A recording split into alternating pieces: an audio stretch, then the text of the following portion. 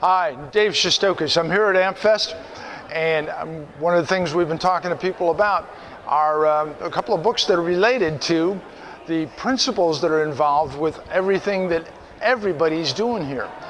Among the things that they're doing here is promoting the idea of freedom, individual rights, free markets, and that all grows out of the Constitution of the United States. The Constitution of the United States is the basis of the organization for being able to do everything that anybody is here up to. I've got one book called Constitutional Soundbites that has 150 questions and answers that covers things from the preamble through the 7 articles of the Constitution and the 10 amendments that make up the Bill of Rights. But the fact is there's Article 6 of the Constitution actually requires people to take an oath to support the Constitution. And when they say they're supporting the Constitution, they're not doing things to go out and protect things so that the president can serve 4 years or a tax bill has to start in the House of Representatives. Those are the technical rules of government you find in the Constitution.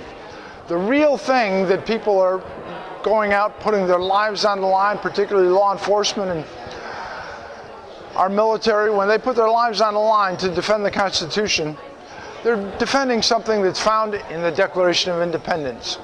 We hold these truths to be self-evident, that all men are created equal, that they are endowed by their Creator with certain inalienable rights, that among these rights are life, liberty, and the pursuit of happiness, that governments are instituted among men to secure those rights, deriving their just powers from the consent of the governed. This is the thing that people go and fight and die for. This is the thing that people really in their heart know when they say they support the Constitution. Because the Constitution is the execution of the Declaration of Independence. If you do not understand the Declaration of Independence, I mean, you know in your heart what this is about.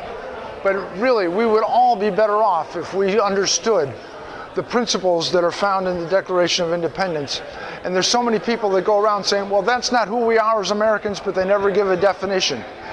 Thomas Jefferson gave a definition that was published on July 4th, 1776, and still stands today. And even though we don't learn it, we don't study it, we all know it in our hearts. And we would be all much better off if we understood the actual details of the Genesis.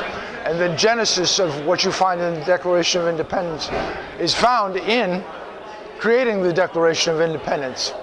It explains the background, the things that Jefferson considered, the people that he was trying to talk to.